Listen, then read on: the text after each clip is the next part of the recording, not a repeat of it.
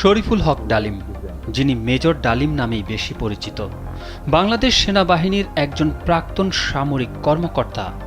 অভিযোগ ছিল ১৯৭৫ সালের ১৫ই আগস্ট বাংলাদেশের তৎকালীন রাষ্ট্রপতি শেখ মুজিবুর রহমানকে সপরিবারে হত্যার সাথে তিনি জড়িত ছিলেন।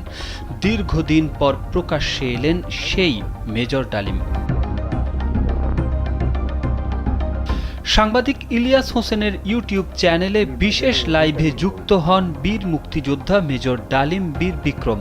এভাবেই তিনি প্রকাশ্যে আসেন। লাইভে এসে ডালিম বলেন, শেখ মুজিব তার জুলুমের মাত্রা এতটাই তীব্র করেছিল, স্বৈরাচারী আচরণে মানুষ রবের কাছে মুক্তি চাচ্ছিল তার জুলুমের অবসানের জন্য।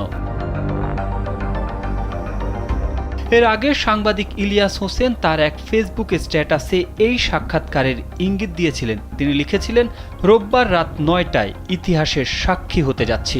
সারা জীবন যার অপেক্ষায় ছিলাম তিনি যুক্ত হতে যাচ্ছেন আমার লাইভে। নিরাপত্তার স্বার্থে পরিচয় দিচ্ছি না, চোখ রাখুন এই চ্যানেলে। সাংবাদিক ইলিয়াস হোসেনের নিজস্ব ইউটিউব চ্যানেলের বিশেষ লাইভে যুক্ত হয়ে মেজর ডালিম তার জীবন ও সাম্প্রতিক সময়ের ঘটে যাওয়া নানা ইস্যু নিয়ে কথা বলেন। আলোচনার শুরুতেই সাংবাদিক ইলিয়াস হোসেন বলেন, আমাদের জাতীয় সূর্য সন্তান, যিনি ২০২৪ সালের আন্দোলন দেখেছেন, ১৯৭৫ সালে জাতিকে সফলতায় এনে দিয়েছিলেন, যে কারণে আপনাকে আমরা মেজর ডালিম হিসেবে ডাকতে স্বাচ্ছন্দ্য বোধ করি। আপনি জাতিকে অ্যাড্রেস করতে পারেন।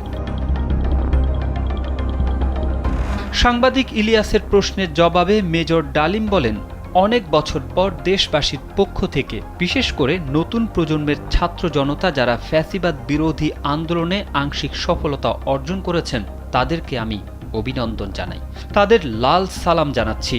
সম্পূর্ণ বিজয় হয়নি, আমাদের চলমান বিপ্লবের ধারায় সঙ্গ দিতে হবে। চতুর্থ রিপাবলিক মানে চতুর্থ বিপ্লবের কথা উল্লেখ করছি।